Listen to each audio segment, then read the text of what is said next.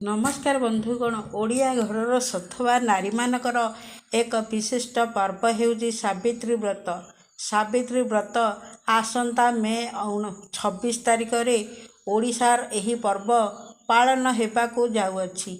एही व्रतरे ओडिया घरर सधवा नारी माने सेमानक स्वामीकर शुभ मनासी एवं दीर्घ आयुषर कामना करी व्रत रखिथांदी।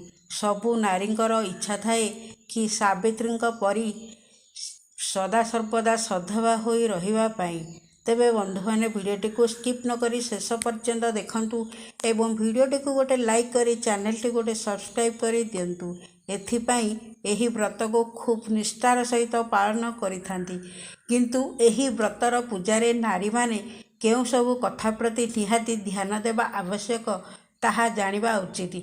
जदि किछि अणदेखा करती ताहाले स्वामी मानकर आयुष हानि होई थाए, अर्थात स्वामीर खूब शीघ्र मृत्यु होता है।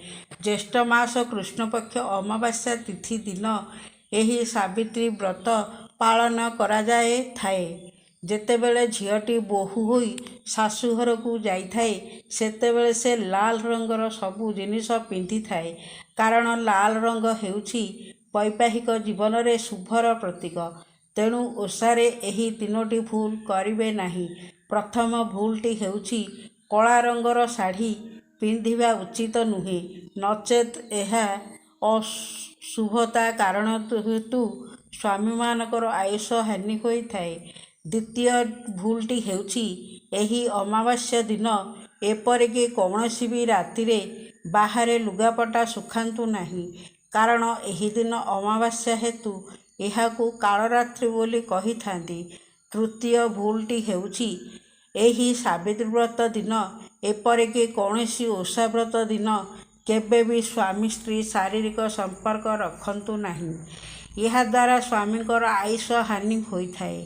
आउ चतुर्थ भूल हेउछि सावित्री व्रत दिन कौनसी जिनिस काटिबे नाही।